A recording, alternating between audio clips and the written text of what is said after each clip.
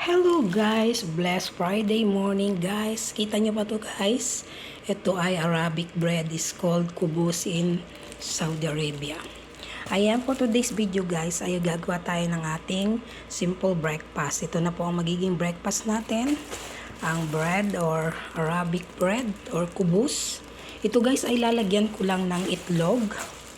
Papalamanan ko lang siya ng itlog and then pwede nyo rin lagyan siya guys ng cheese. Ako nilalagyan ko siya guys ng cheese para mas naman pag kinain natin siya. Ayan, Arabic bread dito sa Saudi Arabia. Yan ang tanging kadalasang pagkain nila dito guys. Ayan, tara at magprito tayo ng itlog para ilalagay natin dito sa ating Arabic bread. Ayan siya guys, oh. Nilagay ko na sa foil. Ito rin po ang cheese. Lalagyan ko siya ng cheese. Hihiwain ko. Lalagay ko dito. Ipapalaman sa loob. Then ipiprito ko yung itlog. Ayan. Mabigat na rin po ito guys sa tiyan. Ito yung laman tiyan na natin. Matagal na ang busog. At guys, ito na. Yung pirer natin. Painit na natin tong ating kawali. Nilagyan ko ng unting butter. Mas maganda siya pang luto sa itlog o pang prito para hindi siya masyadong mamantika guys. Ito may isang itlog lang din po ako. Ito lang po ang gagamitin ko. Tama na ang isang itlog. Yan, painit natin guys ang pan and then ilalagay natin to. As a OFW dito po sa KSA, can relate po. Kilala nila ang kubus or Arabic bread. Yan ang pangunahing bread nila rito.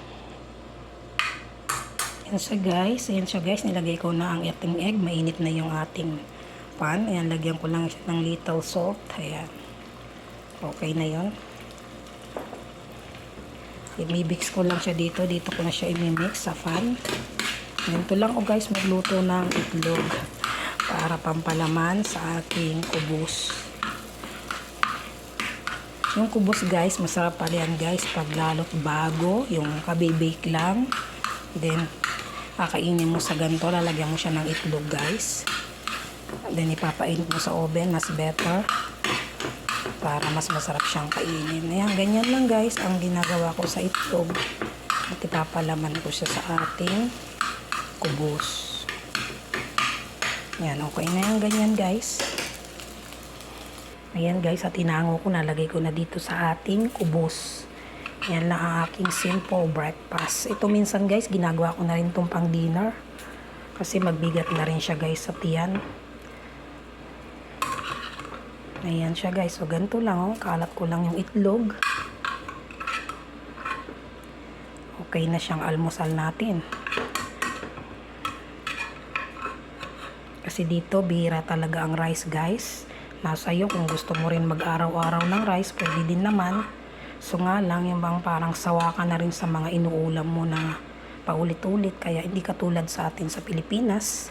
Ayan, unting trivia lang guys yun. Ayan na siya guys. Ibabalot ko lang po. Balot ko lang yung itlog na ganyan. Ayan. I-roll ko lang yung ating kubos. Then i-oven ko to guys. Mas gusto ko kasi guys dito ay bago this one is bago po. Pero mas gusto ko po dito ay iniinit ko pa sa oven bago ko siya kainin. O, timpla ka lang ng kape. Pwede na yun guys. Bigat sa tiyan na yun. Yan ang buhay. Para hindi magutom, gumawa ng paraan. Ito na siya guys. O, pinainit ko lang ay paglagay ko na sa foil. Papainit ko lang sa oven guys in the low pressure. Para uminit lang yung ating bread, yung kubos. At ayan na nga siya guys, nilagay ko na sa ating oven. May burger pa pala, pinainit ko na rin. Ayan, niluko lang. At ayun guys, gumawa nga tayo ng almusal. Ito naman ay magugas tayo ng kaunting kalat dito sa kusina. Today is Friday. Friday morning. It's time here in Saudi Arabia is 9:25 in the morning. Ayan. Linis ko lang ang kaunting kalat dito sa ating kusina. Nakapaglinis na tayo sa loob ng bahay, nakapagwalis, nakapagpunas, then nakapagmap na rin tayo sa ating floor. Simsim lang yesterday, everyday ganun lang din po ang gawain dito. Kaya ito, nandito tayo ngayon sa kusina, imamap din natin ang kusina and then hugas tayo ng kaunting kalat. Samahan niyo ako guys.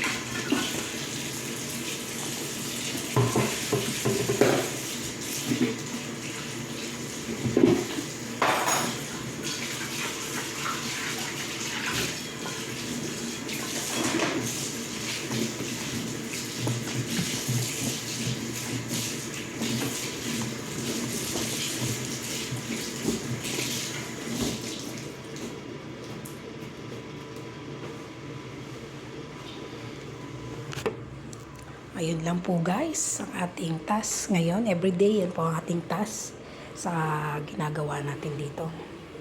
Kaya guys, pakiusap po, kung bago ka lamang po sa aking munting channel, i-visit nyo naman po ang aking munting channel, then support. Please like and subscribe po, hit the notification bell para mas updated po kayo sa mga everyday kong ina-upload sa mga gawain ko dito bilang isang helper sa KSA sa Saudi Arabia. Happy Friday po and God bless po and bye-bye.